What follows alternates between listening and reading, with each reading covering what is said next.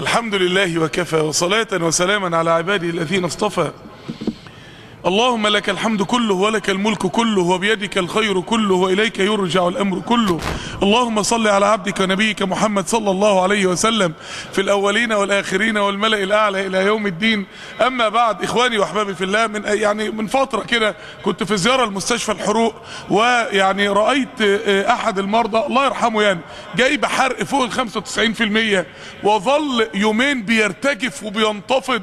إحساس صعب قوي يا جماعة انك انت تشوف انسان، معلش اللفظ ممكن يبقى صعب شوية، انما انسان مسلوخ، انسان لحمه عامل زي الجيلي.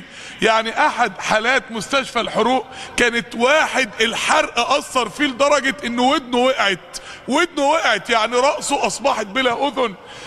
من الحالات اللي كانت في مستشفى الحروق يوما ما كانت فتاة عشان اللي بتحبه ومش عارف ايه، ولعت في نفسها في الاخر، النار مسكت فيها من فوق. النار لما بتمسك في الانسان ربنا يحفظنا بيبقى السبب الاساسي للموت هو الالم بتاع الحرق، وبعد كده الدخان بتاع النار، مش النار نفسها، بيحرق الجهاز التنفسي. ولما واحدة بتولع في نفسها بيبدأ الحرق يمسك من اول الرأس والصدر، بياخد الجسد من فوق، اللي هي ابرز ملامح الجمال اصلا عند هذه الفتاة. سبحان الله العظيم. عايز اقول ايه؟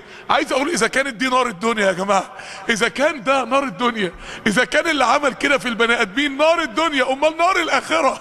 عشان كده لما النبي عليه الصلاة والسلام اخبر الصحابة رضوان الله عليهم ان نار الاخرة بتضاعف اضعاف مضاعفة فوق قدر نار الدنيا، قالوا له يا رسول الله ان كانت لكافية، هي نار الدنيا قليلة؟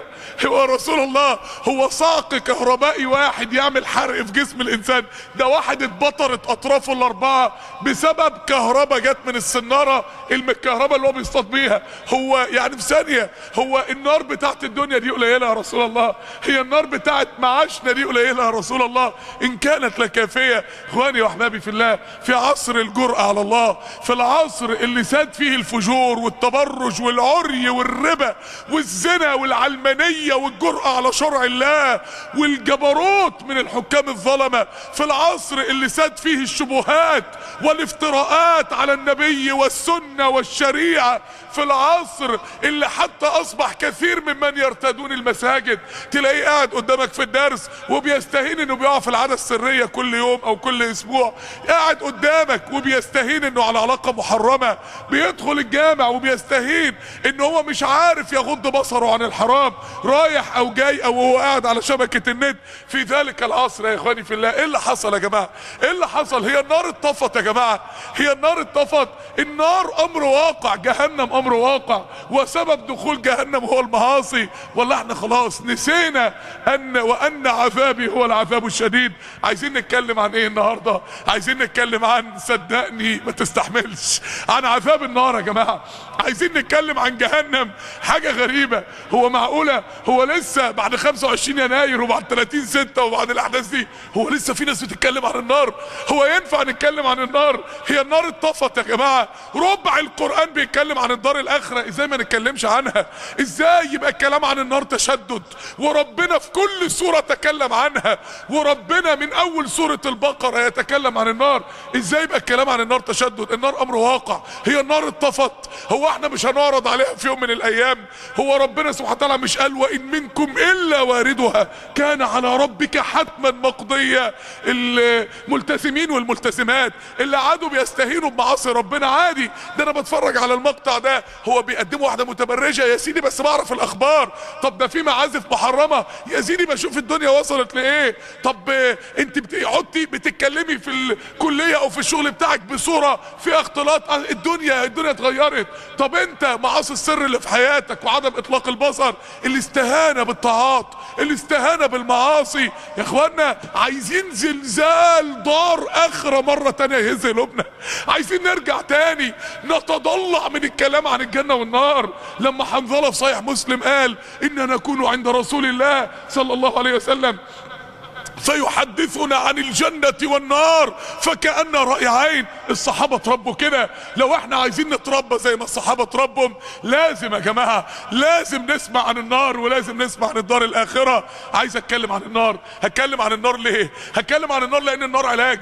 هو بلال استحمل الكوي بالنار غير لانه خايف من نار الاخره؟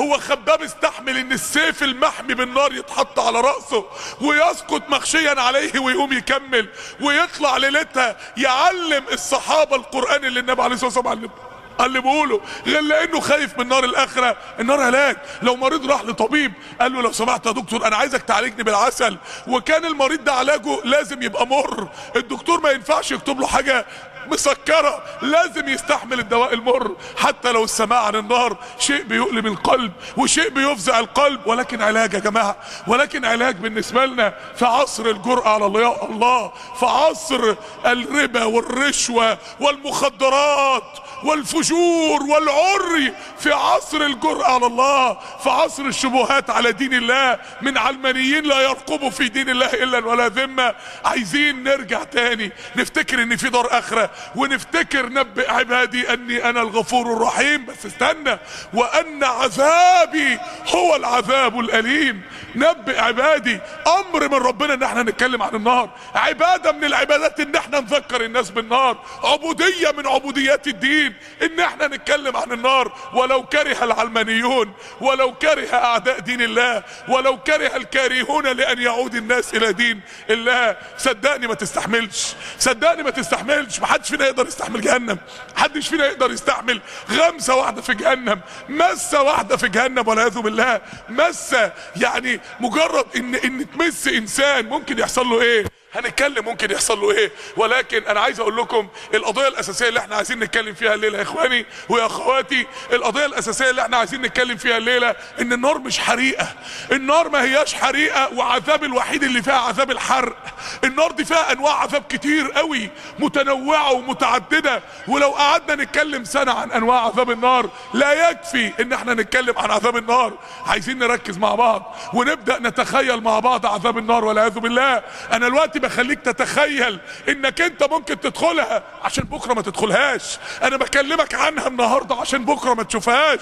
يا اخوانا لازم نيقن في الكلام عن النار، ونيقن ان كل كلمه هقولها الليله من كلام رب الارباب او كلام سنه الحبيب عليه الصلاه والسلام انما هي امر واقع. قال تعالى اعدت للكافرين. طب يا رب انت بتخوفنا منها ليه لما هي للكافرين؟ ما هو العصاة كمان ممكن يدخلوا فيها. واعدت يعني الكلام اللي بنقوله دلوقتي يا جماعه كلام خلاص، امر واقع، كلام موجود، كلام خلصان، كلام النبي عليه الصلاه والسلام قاعد مع الصحابه سمعوا صوت، الصحابه فزعوا في ايه؟ قال لهم هذا صوت حجر القي من شفير جهنم منذ 70 عاما لم يصل الى قاعها الا الان. لو جبت حجر كبير جدا ورميته من فوق برج 1000 دور هيوصل بعد ثانيتين 3 ثواني 4 ثواني.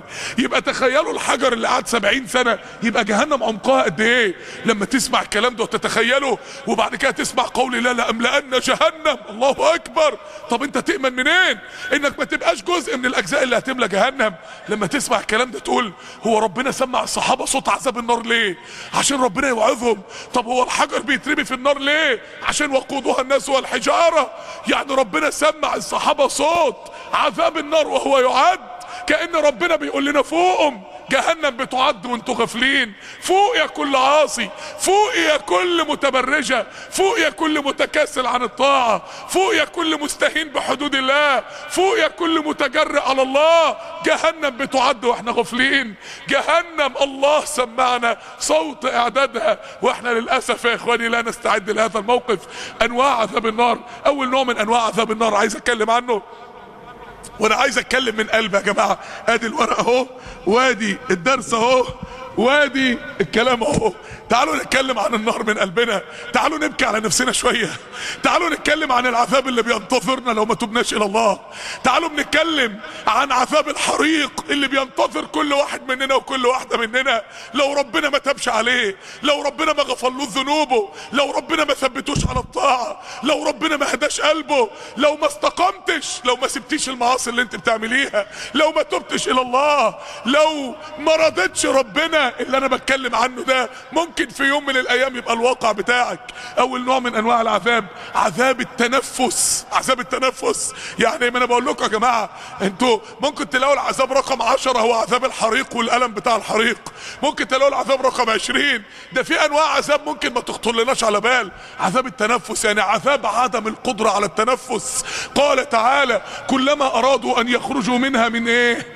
من غم اعيدوا فيها. الغم هو عدم القدرة على التنفس، كأنهم في زنازين جهنم مش عارفين يتنفسوا. ده نوع من انواع العذاب. من ضمن انواع عذاب النار عذاب الشمول. يعني ايه عذاب الشمول؟ يعني العاصي كان بيعصي ربنا بكل جزء في جسمه، فعذاب النار بيسلط على كل جزء من الجسم. الجلود تعذب. ايه الدليل؟ كلما نضجت جلودهم بدلناهم جلودا غيرها. ليه؟ ليذوقوا العذاب والعياذ بالله. القلوب تعذب. قال تعالى نار الله الموقدة التي تطلع على الأفئدة. الأدمغة والعقول تعذب. قال رسول الله صلى الله عليه وسلم تغلي منهما دماغه يظن أنه لا أحد أشد عذابا منه وهو أقل أهل النار عذابا. البطون تعذب. قال رسول الله صلى الله عليه وسلم تندلق أقطاب بطنه فيدور بها كما يدور الحمار في الرحى. الأمعاء تعذب يسهر به ما في بطونهم. والجلود يعني كل أنواع، يعني كل عضو من أعضاء الجسم عصى ربنا بيستناه نوع من أنواع العذاب في النار. إيه أنواع عذاب النار التانية يا جماعة؟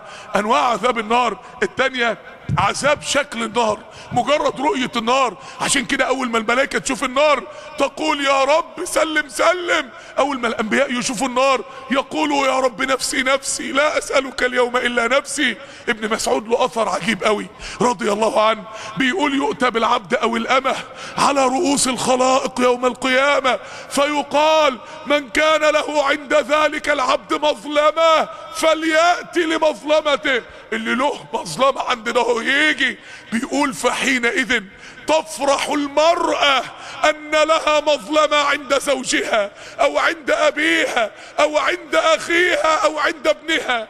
تخيل يفرح الواحد انه هيلاقي حسنة حتى لو هياخدها من ابنه، حتى لو هياخدها من اقرب احبابه ليه في الدنيا. منظر النار يا جماعة اذا رأتهم من مكان بعيد رأتهم. ايه اللي رأتهم؟ النار. هي النار بتشوف. النار يا اخوانا كائن حي زي وحش، زي كائن مرعب بيمسك زمامه 5 مليار ملك من الملائكة الاشداء يوم القيامة يسيطروا عليها بصعوبة جدا. النار تكاد تميز من الغيظ. تخيل المنظر بتاع حاجة هتتقطع من الغيظ، هتتقطع من كتر الغيظ على من عصى الله سبحانه وتعالى. إذا ألقوا منها مكانا ضيقا دعوا هنالك ثبورا لا تدعوا اليوم ثبورا واحدا وادعوا ثبورا كثيرا. يقعدوا يقولوا يا رب والعياذ بالله اهلك البعدة، اقضى على البعدة، خلاص اقعدوا ادعوا. مفيش والعياذ بالله. جهنم من ضمن انواع العذاب بتاع جهنم عذاب شكل جهنم، عذاب رؤية جهنم نفسها. من ضمن انواع عذاب جهنم يا اخوانا تخيلوا مسة واحدة من النار، مسة، ذوقوا مس سقر. ربنا قال ان المجرمين في ضلال وايه وسعر يوم يسحبون في النار على وجوههم ذوقوا مس سقر. المس بس ده لسه في الاول. طب ايه هو السعر؟ السعر هو الجنون. يعني مسة واحدة من النار تفقد الانسان عقله، مسة واحدة من النار تصيب الانسان بفقدان قواه العقلية.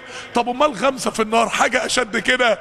قال رسول الله صلى الله عليه وسلم يؤتى بأنعم أهل الدنيا، ملك ولا شاب ابن ملك وعاش حياته بالطول وبالعرض وعاش له 100-150 سنة نعيم في نعيم، فيصبغ صبغة في النار، يتغمس غمسة بس. وغمسة في النار دي معناها ان النار بتاخد كل الجوارح. ثم يقال له هل ذقت نعيما قط؟ فيقول لا والله يا رب.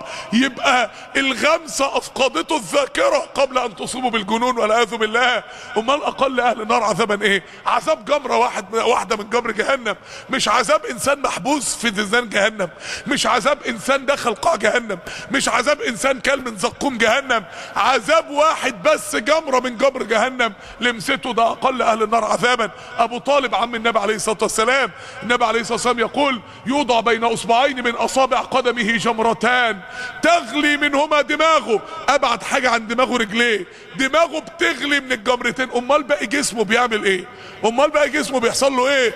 حتى يسيل مخه على جسده يظن انه لا احد اشد عذابا منه وهو اقل اهل النار عذابا. يعني حاجة كده من صابع رجليه كده، يعني في رواية في ضحضاح من النار، يعني زي شوية مية كده في الارض بساط وهو واقف عليهم، يعني واقف بس النار لمسة رجليه وتغلي منهما دماغه والعياذ بالله. امال يا اخوانا، امال اشد اهل النار عذابا مين؟ او اشد نوع من انواع عذاب اهل النار ايه؟ حد يعرف اشد نوع من انواع عذاب اهل النار ايه؟ حد يقدر يقول لي؟ الحرمان من النظر لوجه الله، انهم عن ربهم يومئذ لمحجوبون ثم انهم لصالوا الجحيم. انهم عن ربهم يومئذ لمحجوبون، ان ممنوع يكلموا ربنا، ممنوع ينظروا لوجه الله، ممنوع ان الله ربنا لا ينظر اليهم ولا يكلمهم. انواع عذاب النار ايه؟ انواع عذاب النار من ضمن انواع عذاب النار عذاب اسمه عذاب السجن. يعني ايه عذاب السجن؟ زنازين جهنم يا اخوانا. يعني ايه عذاب السجن؟ عذاب السجن ده زي ما ربنا سبحانه وتعالى بيقول انها عليهم مؤصده. عارف لما يكون في قفل الكتروني وقافل على حاجه؟ انها عليهم مؤصده في عمد ممدده. جهنم مقفوله مقفوله، محدش يقدر يخرج منها والعياذ بالله. يعني مش سجن وليه شبابيك، جهنم ملهاش شبابيك، جهنم ملهاش، جهنم مقفولة. انها عليهم مؤصدة. يعني جهنم في الدنيا لها نفسين، نفس في الشتاء ونفس في الصيف، بتنفس عن الحر اللي فيها، ولكن لما بتتقفل ما عادش بيبقى لها نفسين. لما بتتقفل بتطلع الحر بتاعها كله على من فيها والعياذ بالله. عشان كده ربنا سبحانه وتعالى بيقول لك احاط بهم سرادقها. يعني ايه احاط بهم سرادقها؟ السرادق ده عارف سرادق العزاء، عارف؟ جهنم دي مكان مقفول كده زي كرة مقفولة على اهلها اللي فيها، وبعد كده السور حواليه سور. يعني جهنم محكمة الغلق. عشان كده احد السلف يقول اذا دخل اهل النار النار فلا والله لا ينظرون باعينهم الى سماء ابدا، ولا والله لا يطؤون باقدامهم ارضا ابدا، ولا والله لا يذوقون باعينهم غمض نوم ابدا والعياذ بالله. ده بيوصف حال واحد دخل في زنزانة جهنم، سجن من سجون جهنم والعياذ بالله. انتوا متخيلين يا جماعه زنازين جهنم دي شكلها ايه؟ قال تعالى هذان خصمان اختصموا في ربهم فالذين كفروا قطعت لهم ثياب من نار. وهو بيموت لبس السجن بيتفصل، اللبس بتاع الزنزانة بيتفصل له، بيبقى لبس لازق على الجسم بتاعه، لبس لازق على اجسام العصاة والعاصيات، لازق على اجسام الفجار والفاجرات. قطعت لهم ثياب من نار. وبعد كده يلبسوا لبس السجن ويدخلوا زنازين جهنم. يحصل ايه في الزنازين؟ يصب من فوق رؤوسهم الحميم. عارف واحد بياخد دش، بس دش حميم بقى والعياذ بالله، دش حميم. يعني كنت بقرا عن كوكب الزهره من ايام، فبيقول لك الكوكب ده بعض العلماء بيسموه جهنم. الحمم بتاعته قاعده تتقلب على طول ليل نهار زي ما حمم جهنم بتتقلب كده، وبيمطر امطار حمضيه. انتوا عارفين لما السماء تمطر ميه نار والعياذ بالله، السماء بتاعته بتمطر ميه نار. يعني تخيل المنظر بتاع، عشان نصدق ان يوم القيامه هين على الله، وان اللي بيتوصف في اوصاف يوم القيامه ان السماء هتمطر المهل يوم القيامه، يبقى نصدق ربنا. عشان نصدق يا جماعه، عشان نصدق ربنا سبحانه وتعالى. عذاب السجن قطعت لهم ثياب من نار يصب من فوق رؤوسهم الحميم يصهر به ما في بطونهم والجلود. يعني الجلد من بره نار، ثياب نار، ومن جوه نار والعياذ بالله. يعني متخيل البني ادم ده بيتعذب ازاي؟ متخيل؟ وربنا بيقول جزاء وفاقا، جزاء وفاقا وفق ما فعل ووفق ما كتبته تقارير الملائكه عن هذا الانسان. يصب من فوق رؤوسهم الحميم يصهر به ما في بطونهم والجلود. انواع عذاب النار. عذاب السجن ده يا جماعه فكبكبوا فيها هم والغاوون. يعني متكربسين على بعض في جهنم والعياذ بالله. يعني فجأة بتتفتح باب الزنزانة، هيموتوا عشان يخرجوا، هيموتوا. يتفتح باب الزنزانة، في ايه؟ هذا فوج مقتحم معكم. شوف كلمة مقتحم دي، لا مرحبا بهم. جايين فين؟ احنا عارفين ناخد نفسنا. لا مرحبا بهم، انهم صالوا النار قالوا بل انتم لا مرحبا مرحبا بكم انتم قدمتموه لنا فبئس القرار. تخيل الاتنين قاعدين يلعنوا بعض جوه الزنازين.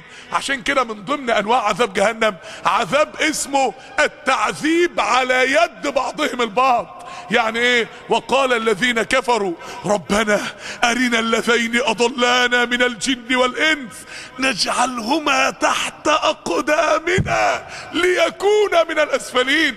بيعذبوا بعض في النار والعياذ بالله. من الايات المرعبة قول الله سبحانه وتعالى وامرأته حمالة الحطب.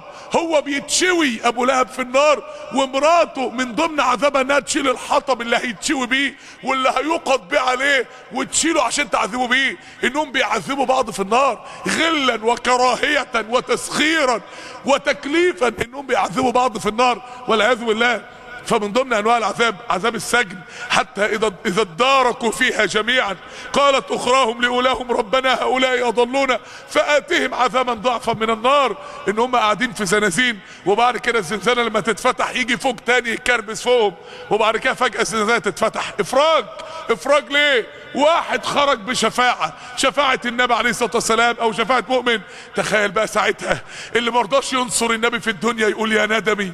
واحد خرج بشفاعة اخ من اخوانه مرضاش يبقى معاه صحبة صالحة في الدنيا يقول يا ندمي على الصحبة الصالحة.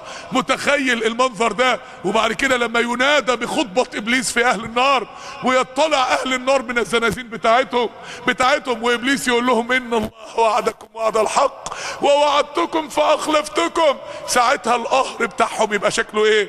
من ضمن عذاب النار عذاب السجن. بل من ضمن عذاب السجن ان مش واحد بيقعد في تابوت في زنزانة، واحد بيعذب في تابوت يوصد عليه تابوت من النار فيظن انه لا احد في النار يعذب غيره والنار ملأى بالمعذبين غيره، ولكن هو لا يرى احد يعذب غيره. انواع عذاب النار كتير قوي يا جماعة. من ضمن انواع عذاب النار عذاب الاحلام الضائعة او عذاب التوسلات، عذاب الاحتقار، عذاب ان قاعد. شوفوا اهل النار في الاول طموحهم ايه؟ عايزين نخرج فينادوا على ربنا وهم يصطرخون فيها ربنا اخرجنا منها فان عدنا فانا ظالمون. يا رب خرجنا، يا رب طلعنا منها يا رب. في الاول بيبقى طموح انه يطلع، بعد كده لما ربنا يقول اخسأوا فيها ولا تكلمون والعياذ بالله يبدأ يبقى طموحه ينادوا على الملائكة ادعوا ربكم يخفف عنا يوما من العذاب. خلاص ما عدناش عايزين نخرج، بس يوم واحد بس يخف عننا. لما الملائكة ترد عليهم رد غليظ يبدأوا يفتكروا انهم صعبوا على المؤمنين لما يطلعوا على الجنة فيلاقوا اصحابهم بتوع الدنيا بيتنعموا في الجنة يتقالوا انهم صعبوا عليهم فينادوا عليهم افيضوا علينا من الماء او مما رزقكم الله. خلاص مش عايزين العذاب يخف، بس شوية مية بس نبرد الحر اللي احنا فيه. قالوا ان الله حرمهما على الكافرين والعياذ بالله. ينتقل طموحهم في المرحلة الرابعة الى ان هم خلاص لا عادوا عايزين يخرجوا ولا عايزين العذاب يخف يوم ولا عايزين شوية مية. امال عايزين ايه؟ ونادوا يا مالك ليقضي علينا ربك. يا مالك خلي ربنا يهلكنا والعياذ بالله. يتمنوا ان ربنا يهلكهم ويقضي عليهم. يظلوا 1000 سنة يتوسلوا فيرد عليهم بعد 1000 سنة قال انكم ماكثون. عذاب الاحلام الضائعة، عذاب ان كل شوية يحلموا بحاجة تضيع اللي بعده تقل لحد ما يوصلوا للصفر والعياذ بالله. انواع عذاب النار يا اخواني في انواع كتير قوي من عذاب النار. يعني من ضمن انواع عذاب النار عذاب غريب، عذاب التيئيس، عذاب اليأس. اليأس ده عذاب مهول والعياذ بالله. اليأس ده ابشع احساس في الحياة والعياذ بالله. في الدنيا اللي بيحس باليأس بيقتل نفسه والعياذ بالله، بينتحر. انما في الاخره هينتحر هيعمل ايه؟ هيعمل ايه؟ في الدنيا بيولع في نفسه، في الاخره الواحد بيولع هيعمل في نفسه ايه؟ من ضمن انواع العذاب عذاب اليأس او التيئيس. يعني ايه؟ يعني ربنا يقول لابثين فيها احقابا. الحقبه قول مثلا 100 سنه، يعني اقوال المفسرين متعدده فيها. قول 100 سنه ولو انها في اقوال العلماء علماء الدنيا ملايين السنين. قول 100 سنه لابثين فيها احقابا. خد 100 سنه اشغال شقه مؤبده في جهنم لا يذوقون فيها بردا ولا شرابا الا حميما وغساقا. ده النطق بالحكم جزاء وفاقا انهم كانوا لا يرجون حسابا وكذبوا باياتنا كذابا. ما واحد يقول لك هو العذاب ده كله ليه يا رب؟ عذاب التيئيس وعذاب تجدد انواع العذاب وتنوع الات العذاب وعذاب الخلود، لانه هو في الدنيا لو كان خد 1,000,000 سنة في عمره كان فضل على الضلال بتاعه، فهو نيته اسوأ من عمله والعياذ بالله، ولانه كان بينوع وبيجدد في انواع المعاصي، كل يوم الفيرجن بتاع المعاصي غير اليوم اللي قبله، والعذاب بتاع جهنم متزايد زي ما هنقول دلوقتي، وده من انواع عذاب النار، عذاب التزايد، لانه كان المعصية بتاعته بتتزايد، ما كانش بيرجع، ده كان على طول باستمرار في زيادة، والفجور يتزايد، تلاقي كل معصية كل جيل يبقى ابشع من الجيل اللي قبله، وكل معصية جديدة اسوأ من المعصية اللي قبلها، ولا ندري الى اين سنذهب، ولا ندري الى اين سيذهب الفجور والعياذ بالله.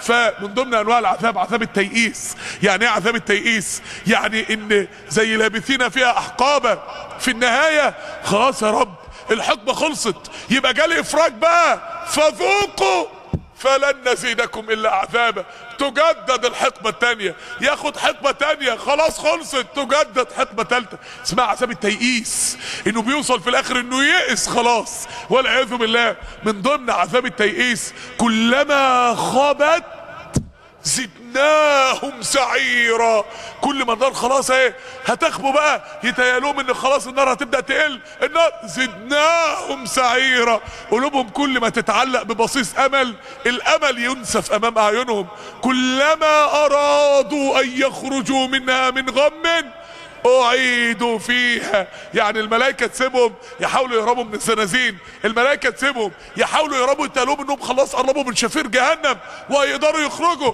وهم خلاص متقالهم انهم يخرجوا اعيدوا فيها والعياذ بالله. عذاب التيئيس، عذاب التيئيس. وان يستغيثوا يغاثوا، الله اكبر، في غوث بماء كمان كالمهل يشوي الوجوه، يبقى عايزين ميه، عايزين ميه، طب هات خدوا ميه، يجوا ياخدوا الميه يلاقوها كالمهل والعياذ بالله، زي الزيت المغلي والعياذ بالله، يشوي الوجوه، ده يشوي الوجوه من البخار اللي طلع منه. امال نفس الميه نفسها تعمل ايه بقى لما تنزل في اجوافهم والعياذ بالله؟ ده عذاب التيئيس اللي بيوصلهم للنهايه لمرحله سواء عليكم اجزعتم ام صبرتم ما لنا من محيص. في نوع تاني من انواع عذاب النار اسمه، احنا لحد دلوقتي قلنا عذاب التنفس، عدم القدره على التنفس، عذاب الشمول لجميع اعضاء الجسم والبدن، عذاب مس جهنم، عذاب رؤية وشكل جهنم، عذاب غمس جهنم، عذاب جمر جهنم اللي هو اقل اهل النار عذابا، عذاب السجن والحبس، عذاب التعذيب على ايدي بعضهم البعض وتعذيب بعضهم لبعض. النوع التاسع اللي احنا بنتكلم فيه دلوقتي عذاب ايه؟ النوع التاسع عذاب العذاب، عذاب التيئيس واليأس. النوع العاشر عذاب التجدد والتنوع، عذاب التجدد والتنوع. يعني ايه التجدد والتنوع؟ يعني يطوفون بينها وبين حميم آن. يعني العذاب مش حاجة واحدة، ده قاعدين يتنقلوا من مكان عذاب لمكان عذاب، يطوفون يعني رايحين جايين بينها، ما بين حرق النار وما بين حميم. عارفين الحمم البركانية؟ يروحوا الحميم يتسلقوا فيه، بعد كده يرجعوا النار يتشووا فيها، بعد كده يرجعوا الحميم، يطوفون بينها وبين حميم آن. عذاب التجدد والتنوع. ليه؟ لانهم كانوا بيجددوا وبينوعوا في معصية الله سبحانه وتعالى. من ضمن عذاب التجدد والتنوع ثم في سلسلة ذرعها 70 ذراعا فاسلكوه. قال لك يعني ايه سلسلة؟ تدخل من فمه تخرج من دبره، فيبقى متعلق في سلسلة كده، عارفين يعني زي اللحم اللي على سيخ حديد كده، فلما تقلب به السلسلة يفضل يجيب انواع العذاب المختلفة في النار. ومن ابشع ومن اصعب ومن افظع الكلمات التي تصور عذاب التجديد في جهنم وعذاب التنوع في جهنم قول الله سبحانه وتعالى: في جيدها حبل حبل من مسد، في جيدها حبل من مسد. ايه هو المسد ده؟ قال لك المسد ده الحبل اللي بيتمسك به الدلو وهو نازل يملى من البير وطالع، كأنها متعلقة من رقبتها بحبل، تفضل ينزلوها لقاع جهنم ويطلعوها لشفير جهنم، ينزلوها لقاع جهنم ويطلعوها في شفير جهنم، فتاخد كل الدركات بتاعت النار، فتدوق جميع انواع عذاب النار. دي ام جميل امرأة ابي لهب والعياذ بالله. يا اخوانا جزاء وفاقا، جزاء من جنس العمل. في ناس اجرمت ياما، في ناس افترت ياما، زي ما هنتكلم الوقت عن الزنازين الخاصة، عن القضايا اللي دول دخلوا فيها، لانهم لما بيقابلوا بعض ده يقول لدي دخلت في ايه؟ قضية تبرج وصفور وعري وفجور وزنا، وانت دخلت في ايه؟ قضية مخدرات وخمور، وانت دخلت في ايه؟ دخلت كنت حاكم جبار، اعتقلت وظلمت وقتلت وافتريت، وانت دخلت في ايه؟ حاربت شرع ربنا، وانت كلمة قلتها طرحت بها في النار 70 خريف والعياذ بالله، كلمة على حد من اولياء الله، كلمة في السخرية من دين الله، كلمة واحدة قلتها طرح بها في النار 70 خريف. من ضمن انواع عذاب النار عذاب التجدد والتنوع. عذاب التجدد والتنوع ده نوع كبير قوي يا جماعه من العذاب. يعني الموضوع مش واقف عند حد، ربنا سبحانه وتعالى بيقول لك كلما نضجت جلودهم بدلناهم جلودا غيرها ليذوقوا العذاب، عشان يفضل درجة الاحساس بالعذاب لا تقل عما بدأت عليه. عذاب التجدد على طول الموضوع فيه تجدد وتنوع، زي ما ربنا سبحانه وتعالى يقول في الآية الرهيبة لهم فيها زفير وشهيق. يعني ايه زفير وشهيق؟ طب ما احنا دلوقتي قاعدين كلنا لنا زفير وشهيق. لا، ده الزفير والشهيق بتاع جهنم ده حاجه تانية. يقول لك زفرات مهموم. يعني ايه؟ يعني الواحد لما يكون مهموم يصفر يطلع اللي في صدره. الزفر ده لما يكون واحد بيتعذب قوي، واحد في غم رهيب قوي، يبقى لهم فيها زفير، وفي نوع من انواع العذاب بيتعذب له زفرات الالم وزفرات الصراخ. امال ايه شهيق؟ الشهيق ده شهقة الفزع، هو بيتعذب بنوع من انواع العذاب، يفاجأ بنوع من انواع العذاب الجديد داخل عليه. من منظر العذاب الجديد يشهق شهقة الفزع، ويظل ما بين زفرات الألم من العذاب اللي هو فيه وشهقات الفزع من العذاب الجديد. الشهيق معناه ان العذاب متجدد باستمرار، ومعناها ان انواع العذاب بتتجدد باستمرار. لهم فيها زفير وشهيق. يعني انت متخيل ان والعياذ بالله، متخيل والعياذ بالله ان ممكن يكون المنيو بتاعت اصناف العذاب في جهنم لا تنتهي، من صنف لصنف ومن صنف لصنف. ده اسمه عذاب التجدد، عذاب التجدد والتنوع. في نوع من انواع عذاب النار يا جماعه اسمه عذاب الاحاطه. يعني ايه عذاب الاحاطه؟ يعني ممكن واحد مثلا، يعني انتوا عارفين ايه، يضربون وجوههم وادبارهم، زي في الاستقبال بتاع بعض السجون كده، يوقفوا ناس بعصيان على اللي داخلين وناس بعصيان ورا اللي داخلين، فييجوا يدخلوا اللي قدام يضربوهم، ييجوا يرجعوا ورا يلاقوا اللي ورا بيضربوهم. سبحان الله، ما فيش نوع عذاب الظالمين عذبوا بيه اهل الدين في الدنيا الا ومستنيهم يتعذبوا بيه في الاخره. الا عشان كده سعيد بن جبير لما الحجاج قال له لاقتلنك اختر لنفسك قتله، قال له بل اختار لنفسك انت، فما قتلتني قتله الا قتلك الله مثلها في النار. مفيش نوع عذاب اهل الباطل بيعذبوا بيه اهل الحق الا وهو مستني اهل الباطل في جهنم. ان لم يتب هؤلاء القوم الا هو مستنوه في جهنم جزاء وفاقا. يا جماعه عايزين نفوق، يا جماعه عايزين نفوق، عايزين ندرك ان ربنا بيتكلم بالكلام ده، احنا ان ربنا بيكلمنا احنا بهذا الكلام، ان ربنا بيخوفك انت بهذا الكلام، ان ربنا بيحذرك انت بهذه الايات. عايزين نفهم ان الكلام ده والعياذ بالله مش تهويش، الكلام ده مش كلام كده وخلاص عشان يخوف الناس فيتوبوا، الكلام ده حق وصدق، الكلام ده اللي هيتعرض ليه هيشوفه بعينيه والعياذ بالله. الكلام ده في ناس ماتت وكتب عليها هذا الكلام، في ناس بتعذب بهذه الاصناف الان والعياذ بالله. تعرفين يعني ايه لها 7 ابواب؟ يعني جهنم لها 7 ابواب، لو كل باب اتكتب عليه لستة باسماء المعاصي اللي بتدخل من الباب ده، لستة باسماء المعاصي، وانت عديتوا على ال7 لست دول، يا ترى هتلاقي فيه كم معصية من المعاصي دي انت بتعملها؟ يا ترى في كم معصية من المعاصي اللي انت بتعمليها لو مت عليها ممكن تعرضي نفسك لأي نوع من انواع هذا العذاب؟ يا ترى يا جماعة في كم نوع من انواع الطاعات احنا مقصرين فيها ممكن تنجينا من العذاب ده؟ الاخ اللي مستهين بالعبادات وبالطاعات وبقى مكسل وبقى مقصر، واللي قعدوا مستهينين بالمعاصي. عادي يا عم، الدنيا اتغيرت والواقع اتغير، ومن كتر انتشار المعاصي في المجتمع بقى عادي، والعري اللي بقى منتشر في الدنيا كلها. ويجي واحد يقول لك: عم الشيخ، هو النصارى بيدخلوا النار؟ حرام، يدخلوا النار ليه؟ تقول له: لانه كافر. يقول لك: يا اخي صعبان عليك، ما تروحش تنام في بيتك وتسيبه يولع في جهنم. صعبان عليك، انزل كلمه عن ربنا. اللي صعبان عليه ان الناس تتعذب في النار، ينزل ينقذ الناس من النار، ينزل يرحم الناس من النار. اللي صعبان عليه ان انسان يشتعل عليه النار، ينزل يدعو الى الله وينقذ الناس من النار، مش يدفن راسه في الرمل. عذاب جهنم يا اخواني، عذاب جهنم عذاب حقيقي، عذاب ربنا سبحانه وتعالى حذرنا منه.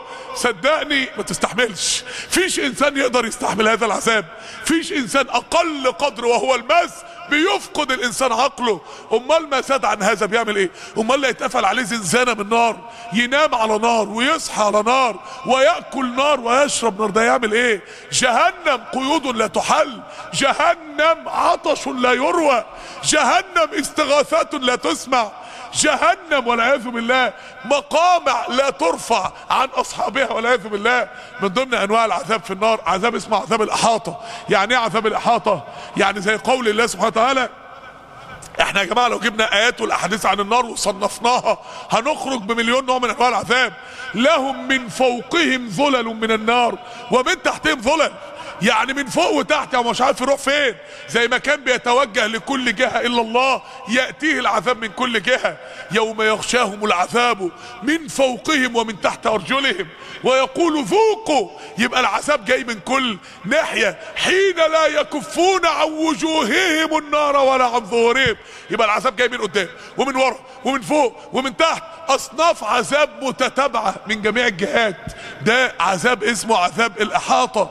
من ضمن انواع العذاب في النار نوع غريب قوي اسمه عذاب التزايد. يعني ايه التزايد؟ يعني ان العذاب مش ثابت، ان العذاب في زيادة. يعني العذاب في زيادة زي ما نعيم اهل الجنة في زيادة، عذاب اهل النار في زيادة. طب في زيادة ليه؟ لان كان الفجور بتاعه في زيادة، لان كان جرأتهم على الله في زيادة، لان كان اعتدائهم على حرمات ربنا في زيادة. فربنا يقول في القرآن ايه؟ ان جهنم كانت مرصادة. عارفين يعني ايه مرصادة يا جماعة؟ مرصادة كلمة مرعبة، يعني كأن جهنم دي فيها جهاز كمبيوتر عليه اسم وصورة كل واحد خالد او انه يعذب فيها شوية ويخرج. فاول ما الناس بتطلع من تحت التراب في البعث، جهنم رصدة كل واحد طلع من تحت التراب مطلوب القبض عليه فيها. مرصادة واقفة بترصد من وهم طالعين من تحت التراب، رصداه، ولما دخل الحشر رصداه، وتستناه لحد اللحظة اللي يؤذن لها فيها. قد يمتد لسان من اللهب عشان ياخده. وده نوع من انواع العذاب الغريبة جدا، اللي هو انواع الالقاء في جهنم. مش كل الناس بتدخل النار بنفس الطريقة، مش كل الناس. في 7 انماط لدخول جهنم، في 7 اشكال لدخول جهنم. يعني والعياذ بالله ربنا يحفظنا من هذا العذاب، ربنا يجرنا من هذا العذاب، ربنا يجرنا ويجير المسلمين اجمعين من هذا العذاب، ويهدي غير المسلمين بقدرته ورحمته كما هدى المسلمين يا رب، اللهم امين. ويستعملنا في انقاذ الناس من النار يا رب، اللهم امين. ويجرنا من النار ومن عذاب النار ومن لهيب النار ومن حر النار. 7 انماط لدخول النار. النوع الاولاني بالسحل. يعني ايه السحل؟ يعني لما ربنا يقول ايه؟ الذين يحشرون على وجوههم الى جهنم، زي قول الله لنسفعا بالناصية، هيتجاب من شعره ويتسحل ويتجرجر لحد ما يدخل جهنم. ده النوع الاولاني. النوع الثاني عذاب الدافع او طريقة الدافع. يعني الدافع زي قول الله سندعو الزبانية. الزبانية من الزبن، اللي هو يوم يدعون الى نار جهنم دعا. عارف لما واحد واشف رجل واحد وقعد يديله بالرجل في ظهره اطلع قدامي، يبقى دي الطريقة التانية، الدافع بعد طريقة السهل. الطريقة التانية بالتعبير العام كده الزقل. يعني ايه؟ يعني يترمي في جهنم زي كيس الزبالة. القيا في جهنم كل كفار عنيد، ارموه كأنه كيس قمامة واحد بيرميه من بلكونته ولا بيرميه من شباك مصقى كده. القيا في جهنم كل كفار عنيد. ده عذاب الايه؟ الالقاء او الزقل. نسمع اذان العشاء وبعد كده نكمل ان شاء الله. النبي عليه الصلاة والسلام رأى صحابي لابس خاتم من ذهب، النبي عليه الصلاة والسلام نزع الخاتم من ايده ورماه في الارض وقال يعمد احدكم الى قطعة من النار فيضعها في يده. النبي خايف عليه يا جماعة. الكلام عن النار مش تشدد يا اخوانا، الكلام عن النار تفويق يا جماعه. واللي منكم ما هواش قلبه حاسس بالايات بتاعت ربنا، انا ما قلتش حاجه، انا من اول ما بدات لحد دلوقتي ما بقولش غير قال الله قال رسول الله صلى الله عليه وسلم. انا من اول ما بدات وانا بتكلم بايات القران يا جماعه. يعني انت لو ما اثرش في قلبك، احنا بنتكلم عن النار، عارف يعني ايه؟ يعني لو كلمتك عن الموت ممكن يكون موضوع مرعب، بس ممكن اكلمك عن لقاء الله بعد الموت فالموضوع يهون. لو كلمتك عن عذاب القبر ممكن يكون موضوع مخيف، ولكن لو كلمتك عن نعيم القبر الموضوع هيهون. لو كلمتك عن سوء الخاتمة ممكن يكون موضوع مفزع، ولكن لما هنتكلم عن حسن الخاتمة هيهون. لو كلمتك عن اهوال القيامة موضوع يرعب، ولكن لما اكلمك عن حوض النبي عليه الصلاة والسلام وظل عرش الله يوم القيامة الموضوع يهون. انما لما اكلمك عن النار الموضوع يهون بايه؟ ايه اللي ممكن نخفف بيه الكلام عن النار؟ فيش حاجة يخف بيها الكلام عن النار. اشد موضوع، اشد امر ربنا خوف بيه عباده جهنم والعياذ بالله. فلما ربنا يخوفك بجهنم وانت ما تخافش، ما انتش خايف ليه؟ عشان ما بتعصيش؟ ولا الموضوع مش همك؟ ولا انت بتهيالك ان الموضوع ده مش كلام ليك انت اصلا؟ ليه؟ مش واحد من اصحاب النبي عليه الصلاة والسلام خادم النبي عليه الصلاة والسلام جاهد مع النبي في خيبر، وجاهد مع النبي وهو راجع اصابه سهم. الصحابة قالوا هنيئا له الشهادة، هنيئا له الجنة، صاحب رسول الله وخدم رسول الله وجاهد مع رسول الله ومات شهيدا مع النبي صلى الله عليه وسلم. فقال النبي صلى الله عليه وسلم كلا كلا ان الشملة التي غلها من الغنائم لتلتهب عليه في قبره نارا. يعني ده واحد اهوت وعمل معصية والعياذ بالله اوجبت عليه ان يذوق مس النار. يبقى احنا مطمنين ليه يا جماعة؟ اذا كان ده واحد من اصحاب النبي عليه الصلاة والسلام ومسته النار بسبب انه غل من الغنائم حتة قماش قبل ما يموت، حتة هدمة قبل ما يموت، يبقى احنا مطمنين ليه؟ مفيش في صحيفتك من يوم ما بلغت، مفيش في صحيفتك من يوم ما بلغت معصية تخوفك من نوع واحد من انواع عذاب النار. مفيش من يوم ما كتب عليك الكتاب وكتب ملك الشمال السيئات، مفيش بص حرام خايف ان ربنا يسألك عنها وانت واقف من ايديه، مفيش غيبة حرام خايفة ان ربنا يسألها عنك. الماضي بتاعنا نسناه، الماضي بتاع كل واحد وواحدة مننا قبل ما يلتزم، معاصي السر بتاعت كل واحد مننا دلوقتي، استهانتنا بالطاعات، الفجر اللي بيروح علينا، الغيبة اللي على ألسنتنا والعياذ بالله، الكبر والحقد والعجب اللي جوه نفوسنا، الشبهات اللي ماليه قلوبنا، الشهوات اللي بتموت جوانا، حقوق الناس اللي ظلمناها وضحكنا عليها، عقوق الوالدين اللي معظمنا وقع فيه، صلاة الفجر اللي معظمنا مضيعها. مش خايفين من ربنا يا جماعة؟ كأن الكلام في النار ده مش كلام لينا. ما اتكلمناش عن اللي وسطنا وبياكل حرام، عن اللي وسطنا وبتاكل ربا، عن اللي وسطنا ومرتكب كبيرة من الكبائر ولسه ما تابش الى الله سبحانه وتعالى منها. ما اتكلمناش عن مليون معصية بنعملها الوقت واحنا مستهينين بيها وهي عند الله من الكبائر في دين الله. ما اتكلمناش. هي النار اتطفت يا جماعة؟ هو الكلام في النار تشدد؟ تشدد ليه؟ امال نفوق بايه؟ امال نفوق بايه؟ سمعنا عن الموت وما فوقناش، سمعنا عن سوء الخاتمة وما فوقناش، سمعنا عن عذاب القبر وما فوقناش، سمعنا عن اهوال القيامة وما فوقناش. طب عايزين نسمع عن جهنم؟ يمكن كلمة تفوق قلوبنا، يمكن كلمة تعرفنا الامتحان اللي احنا فيه ده خطر قد ايه، يوم القيامة اللي بيتوقف عليه مصيرنا ده خطر قد ايه. يمكن كلمة تفهمنا جهنم لو خفنا منها ممكن تفرق في حياتنا ايه. عشان كده ليه الصحابة استحملوا التعذيب بالنار؟ عشان الخوف من نار الاخرة، عشان الخوف من نار جهنم والعياذ بالله. كلام عن النار لازم يغيرك ولازم يغيرك ولازم يغير حاجة جديدة في حياتك، لانه كلام ربنا سبحانه وتعالى. انواع دخول النار، انماط دخول النار. خدوا بالكم اللي انا بكلمكم فيه ده من اول الدرس لحد دلوقتي مقدمة في الكلام عن جهنم.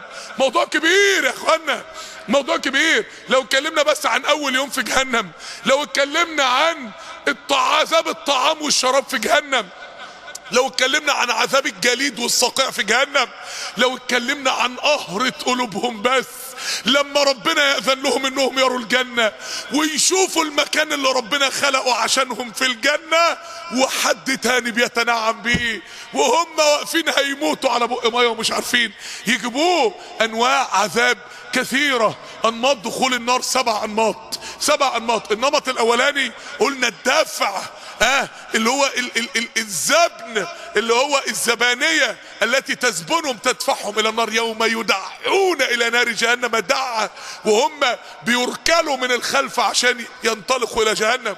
النمط الثاني من دخول جهنم اللي هو الالقاء، زي قيس القمامة بالظبط. اذا القوا منها سمعوا لها شهيقا وهي تفور. بتفور ليه في الاول؟ عشان تشهق، تسحب نفس عشان تغلي، تقوم تطلع الحمم اللي في القاع بتاعها، فيقوم اللي داخل من اول ما يدخل يدوق اشد العذاب بتاعها. يبقى الالقاء زي القية في جهنم كل كفار عنيد، زي كيس قمامة بالظبط كده. النوع الثالث من انواع دخول جهنم اللي هو السحل، اللي هو السحب من الرؤوس، اللي هو الذين يحشرون على وجوههم الى جهنم، اللي هو لنسفعا بالناصية، يتجاب من راسه كده ويتجرجر لحد ما يترمي في جهنم والعياذ بالله. النوع الرابع من انماط دخول جهنم الخطف. يعني ايه الخطف يا جماعة؟ يعني ان لسان لهب، ما هو ربنا قال ان جهنم كانت مرصادة، قاعدة رصداه طول يوم القيامة، وفي لحظة تقوم طالع لسان لهب خطفه. ممكن يكون من على الصراط، ممكن يكون من وسط ارض المحشر والعياذ بالله. يبقى الخطف ان الجهنم هي اللي تختطفه وهي اللي تشده. النوع الخامس من انماط دخول جهنم الاستدراج. يعني ايه الاستدراج؟ ان هو اللي يجري على جهنم برجليه. هو في واحد ممكن يجري على جهنم برجليه؟ ربنا قال كده انطلقوا. انطلقوا. هو في واحد بيدخل جهنم انطلاق؟ انطلقوا الى ظل. بس كده بانت الحر رهيب، نروح فين؟ عايزين ظل. الظل اهو. يتهيأ لهم ان ظل جهنم ده ظل، ان دخان جهنم ظل، يجروا عليه يقوموا متكربسين في جهنم. انطلقوا الى ظل ذي 3 شعب لا ظليل ولا يغني من اللهب. وتقوم جهنم مصطداهم بقى، انها ترمي بشرر كالقصر كأنه جمالة صفر. النوع زي قول النبي صلى الله عليه وسلم في حديث البخاري ومسلم: لتتبع كل أمة ما كانت تعبد. فيجوا يوم القيامة يقولوا: نريد أن تسقينا، عايزين نشرب. فتعرض لهم النار كأنها سراب. يتهيألهم ان النار مية، فيجروا عشان يشربوا يقوموا واقعين في جهنم والعياذ بالله. والحديث في البخاري ومسلم.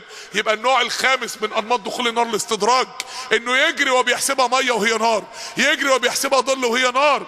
النوع السادس من انماط دخول جهنم بعد كل الانماط ديت الهوي.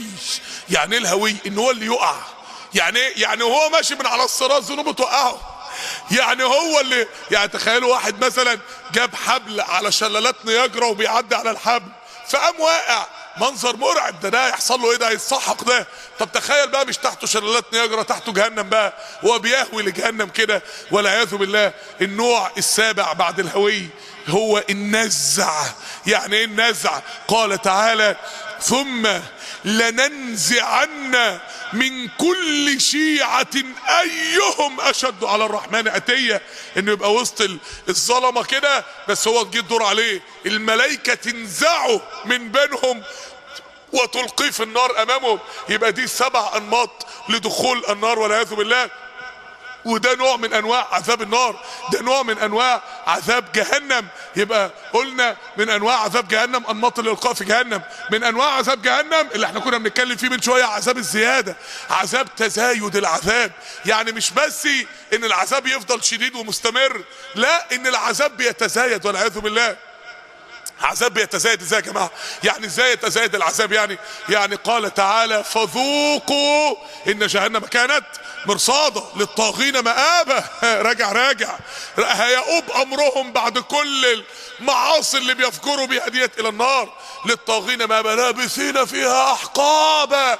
يعني جهنم دي مش لسعه ولا لسعتين، جهنم دي مش نص ساعه ولا ساعه، لابثين فيها احقابا. تخيل قاضي ما بيديش غير مؤبد، مؤبد مؤبد. فالكل مرعوب ليه؟ لانه لما بيدي مؤبد الجرائم بتاعتهم. فتخيل جهنم احقابا لابثين فيها احقابا لا يذوقون فيها بردا ولا شرابا الا حميما وغساقا. الحميم قمة الغليان والغساق قمة البرودة والثلوجة. جهنم فيها صيف وشتاء، جهنم فيها نار وتلج، جهنم فيها الاتنين. جزاء وفاقا انهم كانوا لا يرجون حسابا وكذبوا باياتنا كذابا وكل شيء احصيناه كتابا فذوقوا فلن نزيدكم الا عذابا. نزيدكم يعني يجي في النهايه مستني انه يخرج يتقال له ده انت هتزيد، ده العذاب هيزيد. يبقى ده عذاب الزياده والعياذ بالله، وهو من انواع عذاب جهنم ومن انواع عذاب النار. من انواع عذاب النار يا جماعه عذاب الموت. يعني ايه عذاب الموت؟ وياتيه الموت من كل مكان وما هو بميت. يعني ايه عذاب الموت؟ الموت ده ألمه شديد جدا، والنازعات غرقا. تخيل ألم نزع ضرس، رحت للدكتور سنان نزع لك ضرس من غير بنج، يبقى الألم شكله ايه؟ امال نزع روح من كل عرق وعصب من غير بنج. هي الملائكة بتبنجك قبل ما بتنزع الروح. يبقى ألم الموت ده شكله ايه؟ لما جاء عمرو بن العاص ليموت قال له عبد الله رضي الله عنه ابنه يا أبتي كنت تقول لو أن رجلا عاقلا عند الموت يصف لنا الموت وإني لأظن كذلك الرجل يا أبتي فصف لي الموت. فقال يا بني كأن السماء قد أطبقت على الأرض وكأني بينهما وكأني أتنفس من ثقب إبرة والعياذ بالله. لما سيدنا إبراهيم رأى وجه ملك الموت قال كفى بوجهك عذابا. كفاية بس ان حد يشوف وشك وبيموت، يرى منظر وجه ملك الموت، وهو ملك كريم، ولكن ربنا يعني في الآثار انه خلقوا هذه الخلقة لان هذا هو الموت، ملك الموت. يبقى من ضمن انواع ويأتيه الموت من كل مكان، يعني جميع اسباب الموت حواليه، يعني والعياذ بالله يعني ضايق ألم الموت على طول. وما هو بميت، وما هو بميت، ومن ورائه عذاب غليظ. انواع عذاب النار لا تحصى يا اخواني في الله. من ضمن انواع عذاب النار عذاب الحرق بقى. عذاب الحرق، عذاب الحرق نفسه. يعني شفتوا ناس محروقة؟ حد منكم زار مستشفى الحروق؟ طب ما تيجي نتفق الاسبوع ده توصية ان احنا نزور مستشفى الحروق. ما تيجي نتفق الاسبوع ده ان كل واحد يحاول وقت الزيارة يقطع تذكرة ويدخل يبص بس نار الدنيا عملت في الناس ايه، يبص بس. كان المفروض نجيب لكم فيلم النهارده، مادام ما جبناهوش النهارده اجتهد ان شاء الله ان انا اجيبه لكم الاسبوع الجاي، لان الكلام عن النار ما خلصش يا جماعه. انا مش يعني انا مش عارف اتكلم على ايه واسيب ايه. قلبي بيتقطع وانا بقول الكلمه دي، قلبي بيتقطع وانا بقول اصناف عذاب النار. لما الواحد بيتكلم عن الجنه واصناف نعيم الجنه بيبقى قلبه متاخد من جمال الجنه وروعه الجنه. انما للاسف النار زي الجنه، اصناف لا حصر لها، وتزايد وتجدد وتنوع واحاطه، وكل الاعضاء بتعذب في النار كما ان كل الاعضاء بتنعم في الجنه، عكس نعيم الجنه بالظبط والعياذ بالله، عكس نعيم الجنه ولكن في العذاب والعياذ بالله. فانا مش عارف اعمل ايه. عشان كده المره الجايه ان شاء الله باذن الله ناخد برضه عن عذاب النار، ناخد برضو الكلام عن عذاب النار. يمكن نفوق يا اخوانا، يمكن اللي قلبه ما اتحركش المرة دي يتحرك المرة الجاية، يمكن اللي ما اتأثرتش المرة دي تتأثر المرة الجاية. احاول كده نشوف يعني ايه نار، نحاول نشوف نار الدنيا دي ايه.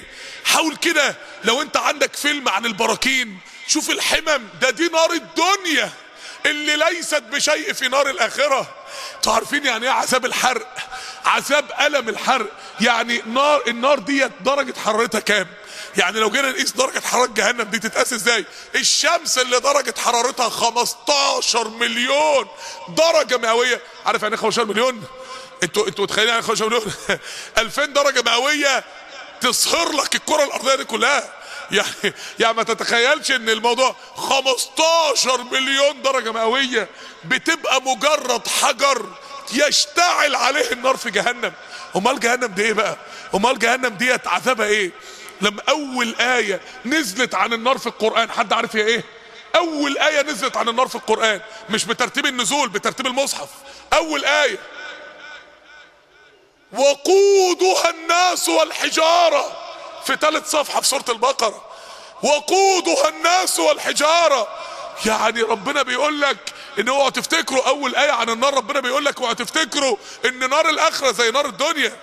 تخيل نار الدنيا بتعمل ايه في البنزين والوقود، بتنسفه بتفنيه. تخيل بقى النار اللي هتفني الحجارة هتعمل ايه في اللحم والدم، هتعمل ايه. فاوعوا تتخيلوا ان نار جهنم زي نار الدنيا. بصوا للمحروقين، روحوا ربنا يحفظنا يا رب لحد محروق. قلت لكم الراجل اللي ودنه وقعت، يعني النار ممكن تعمل كده. النار ممكن، يعني كان في واحد لحمه ربنا يحفظنا بقى عامل زي الجيلي. اللحم لما الجلد لما بيتسلخ وتظهر اطراف الاعصاب، بيبقى المريض الصرخه بتاعته لما الممرضه تيجي تغير له بس او تلمس مكان الحرق، الصرخه بتاعته بتقلب الاسم كله، بتقلب المستشفى كلها. ربنا يحفظنا، ربنا يجيرنا، ليجعلنا الله نتعظ بالنار. زرت مره مستشفى الحروق، لقيت كل اللي فيها، يعني ربنا يحفظنا يا رب، كان ايام موضوع البنزين في ازمه والخناقات على البنزين، فكل اللي داخلين ولع فيهم نار في بنزينات. لما تشوف منظر حرق النار ومنظر الالم بتاع حرق النار، وده كله حرق نار دنيا، امال حرق نار الاخره ايه؟ وحرق نار الدنيا بتاع النار، امال حرق النار بتاعت الحروق الكيميائيه، ولا الحروق بتاعت الحمم البركانيه، ولا الحروق بتاعت المس الكهربائي اللي هي اشد كمان من حرق النار. ربنا يحفظنا يا اخواني في الله. عايزين نفوق وعايزين نستيقظ. شده جهنم، متخيل اللي ربنا بيقول عليها وقودها الناس والحجاره، دي شدتها ايه؟ شدتها ايه؟ تخيل كده منظرها ايه. القاع بتاعها اللي حجر بقاله 70 سنة عما وصل للقاع. يعني جهنم دي كام مليون كيلو متر القاع بتاعها لما توصل للقاع. طب اللي بيتعذبوا في القاع دول، طب لما ربنا يقول لأملأن جهنم، ما تخافيش ازاي؟ ما تخافش ازاي؟ لأملأن جهنم، يعني جهنم ديت عايزة كام مليون بني ادم ولا كام مليار بني ادم. طب انتش خايف ازاي؟ ازاي؟ ده يوم القيامة لما ربنا يقول يا ادم اخرج بعث النار، يعني بايديك يا ادم، مش انت ابوهم، بايديك تتبرأ من كل واحد عصى الله وتقدمه للملائكة اللي تسوقه للعذاب والعياذ بالله. فيقال وما بعث النار يا رب؟ فيقول من كل 1999، من كل 1999. فحينئذ يشيب الولدان وتضع كل ذات حمل حملها وترى الناس سكارى وما هم بسكارى. العقول بتطيش في هذه اللحظة حينما يعلم الناس هذا الامر. طب امال يوم القيامة لما الناس تسمع جهنم وهي بتقول لربنا هل من مزيد، الناس هتعمل ايه ساعتها؟ لما الناس تسمع جهنم هي اللي بتقول لربنا كمان يا رب، كمان لم اروي غلي ممن عصاك وممن تجرأ على حدودك وممن حارب دينك وممن حارب شرعك وممن قتل اولياءك وممن سجن اولياءك وممن عذب اولياءك وممن حارب حدودك وممن حد شرعك وممن تجرأ على الدعاء اليك. ما ارتويتش لسه يا رب، لسه ما ارتويتش منهم. يبقى ساعتها البشر هيعملوا ايه؟ ساعتها الناس لما يسمعوا جهنم وهي تتكلم، ويشوفوا جهنم وهي ترى، ويسمعوا جهنم وهي تزفر، ويسمعوا حسيس جهنم والعياذ بالله، ساعتها البشر يعملوا ايه؟ جهنم يا اخواني في الله انواع العذاب بتاعتها كثيرة جدا. كلمنا النهاردة عن انواع ايه؟ حد يقول لي اول نوع ايه؟ عذاب الايه؟ عذاب اول حاجة اتكلمت عنها في الاول خالص، عذاب التنفس والعياذ بالله. النوع الثاني ضيق النفس. النوع الثاني عذاب الشمول لكل الاعضاء. جبنا ايات عن عذاب الجلود وعذاب القلوب وعذاب المخ والدماغ وعذاب الامعاء وعذاب البطون وعذاب الانفس، النفس. كل جزء بيعذب كما كان كل جزء بيعصي الله. النوع الثالث من عذاب جهنم عذاب السجن، عذاب زنازين جهنم واوصاف زنازين جهنم والعياذ بالله. النوع الرابع التعذيب على ايدي بعضهم البعض، ان هم نفسهم بينتقموا من بعض في جهنم، بيعذبوا بعض في، زي ام جميل لما هي اللي بتوقد النار على ابو لهب في جهنم. النوع الخامس عذاب اليأس والتيئيس والعياذ بالله. التيئيس يعني كلما ارادوا ان يخرجوا منها من غم اعيدوا في تيئيس. النوع السادس عذاب التجدد والتنوع، ان اصناف التعذيب في النار ما هيش حاجه واحده الا حميما وغساقه، ده انواع على انواع، واخر من شكله ازواج، انواع على انواع على انواع. عذاب التجدد والتنوع في النار والعياذ بالله، عذاب ان العذاب متجدد ومتنوع باستمرار والعياذ بالله. طيب ها ايه كمان؟ النوع السابع عذاب الاحاطه، احاطه لا يكفون عن وجوههم النار ولا عن ظهورهم، لهم من فوقهم ظلل من نار ومن تحتهم ظلل، قدام وورا وفوق وتحت، العذاب بيهجم عليهم من كل ناحيه. النوع الثامن عذاب الزياده، عذاب الزياده، يبقى ان العذاب متزايد كما ان الفجور كان متزايد والعري كان في زياده والجرأة على الله في زياده. النوع التاسع عذاب الموت، ألم الموت، أنهم يجدون ألم الموت في كل لحظة. النوع العاشر ألم الحرق، عذاب الحرق والعياذ بالله. يعني الحرق ده نوع، يعني جهنم دي مش حريقة؟ لا جهنم مش حريقة. النوع الحداشر عذاب الإحباط والأحلام الضائعة والتوسلات واحتقار نداءتهم، يا مالك ليقضي علينا ربك، أفيضوا علينا من الماء، ربنا أخرجنا منها فإن عدنا فإنا ظالمون، ادعوا ربكم يخفف عنا يوما من العذاب. كل ده ممنوع كلمة يا رب والعياذ بالله. النوع ال12 قلنا ايه؟ عذاب المس، المس، ذوقوا مس سقر يفقدوا عقولهم فيها. النوع ال13 عذاب الغمس، فيصبغ صبغة في النار والله ما ذقت نعيما قط. ده اول غمسة بس، امال اللي بعد كده. هي النوع ال14 عذاب الجمر، يوضع بين رجلي اصابع رجليه جمرتان تغلي منهما دماغه، ده اقل اهل النار عذابا. النوع ال15 عذاب الحرمان من النظر الى وجه الله، وقلنا ان ده ايه؟ اشد نوع في عذاب جهنم.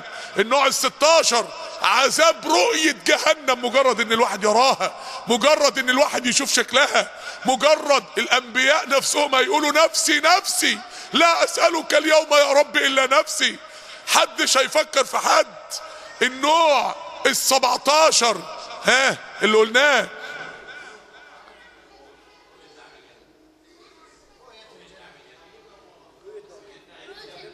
كل ده لسه ما فصلناش فيه.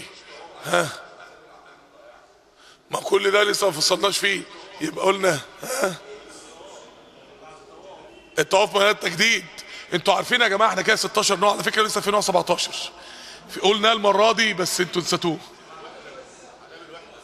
ده لسه بقى المره الجايه عذاب الوحده وعذاب ده لسه المره الجايه. احنا قلنا المره دي 17 نوع، المره الجايه ان شاء الله باذن الله ممكن يبقى العدد قريب منهم باذن الله. وده كلام تمهيدي والله يا اخوان. لو شئنا ان نمكث سلسله عن جهنم ونتكلم عن النار بحق وحقيقي لفزعت القلوب، لحد ما نلين، لحد ما نصدق، بس لحد ما نصدق انواع العذاب اللي موجود في جهنم، لحد ما نحس ان جهنم حاجه موجوده وكل الكلام اللي قلته ده موجود.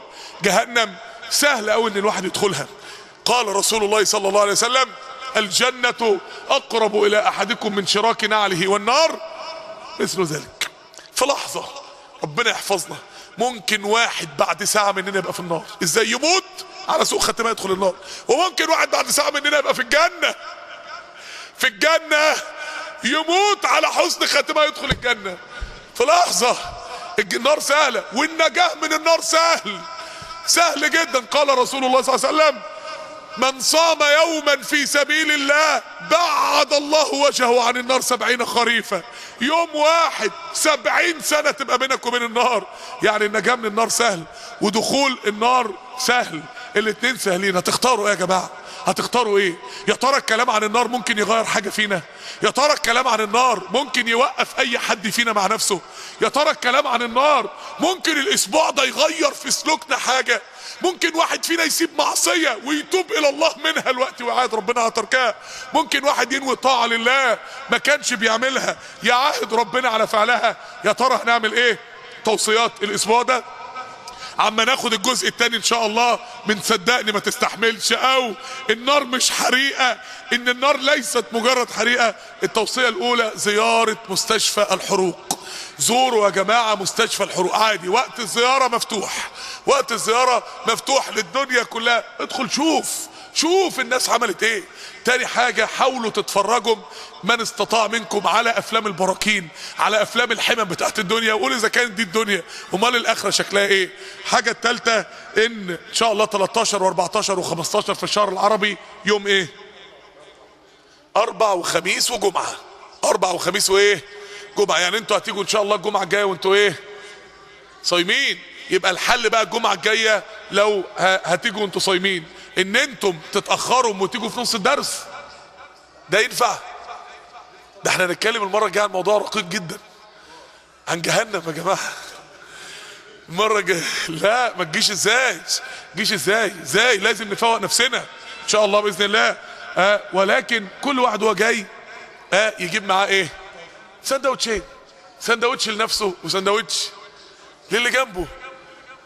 يبقى انت كده اطعمت اخوانك وانت فطرت، وبركه تعم علينا يا جماعه. كل واحده منكم وهي جايه المره الجايه تيجي معاها 3 سندوتشات، سندوتش ليها وسندوتش اللي على يمينها وسندوتش اللي على شمالها. فيها مشكله ده يا جماعه؟ ان احنا لولا ان احنا بنتكلم عن النار والله كنت قلت لكم نعملها ديش بارتي المره الجايه. ديش بارتي دي يعني كل واحد يجيب معاه اكل يكفيه هو واثنين 3 كمان، بحيث ان احنا ناكل بعض. ولكن الجو لا يحتمل والموضوع لا يحتمل، فاحنا يعني كل واحد المره الجايه يجي يصلي المغرب هنا ان شاء الله باذن الله وهو معاه سندوتشين 3 كده ليه وللي ايه وللي حواليه باذن الله سبحانه وتعالى. ما تنسوش صيام 13 14 15. اخواننا عمو فؤاد تقريبا مين اللي عامله دي بقى؟ اهداء من حفيدات رسول الله صلى الله عليه وسلم. عاملين مجله زكي مريوم، عاملين مجله يا مريم بالسفيره بتاعتهم، يعني هم باعتين مريم عشان تبقى سفيره. عاملين مجله زي ما انتم شايفين كده الا حبيبي، عاملين عنصر نسب النبي عليه الصلاه والسلام، وعنصر هل تعلم بقى مين مرتأة النبي ومتى ولد النبي واين نزل الوحي، وعاملين بنات النبي واولاده عليه الصلاه والسلام. بس هم عاملين 6 بس ليه مش عارف. هو النبي كان له في زينب وفاطمه ورقيه وام كلثوم، ما شاء الله ده شاطرين قوي ربنا يحفظهم. وعاملين هنا زوجات النبي عليه الصلاه والسلام، يعني حلو الى حد كبير جدا. طبعا تجميعه جميله جدا وربنا يبارك فيهم وربنا يحفظهم. وبنقول لهم ربنا يبارك فيكم وتبقوا بجد حفيدات لرسول الله صلى الله عليه وسلم. ربنا يبارك فيهم. طبعا ورشه عمو فؤاد دي ولا ورشه الاخوات تحت؟ طب عايزين نشوف ورشه عمو فؤاد هتطلع ايه بقى.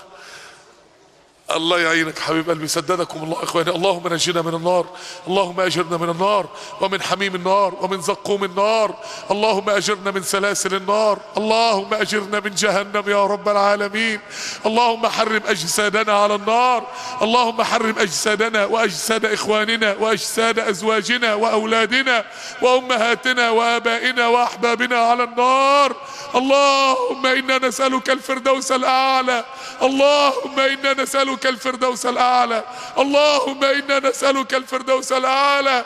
اللهم اجرنا من النار ومن زنازين النار ومن حميم النار ومن غسلين النار ومن صديد النار ومن مهل النار ومن يحموم النار. اللهم اجرنا من جهنم، اللهم باعد بيننا وبين جهنم، اللهم نجنا واجزنا من على الصراط يا رب العالمين برحمتك يا ارحم الراحمين. سبحانك اللهم وبحمدك اشهد ان لا اله الا انت استغفرك واتوب اليك.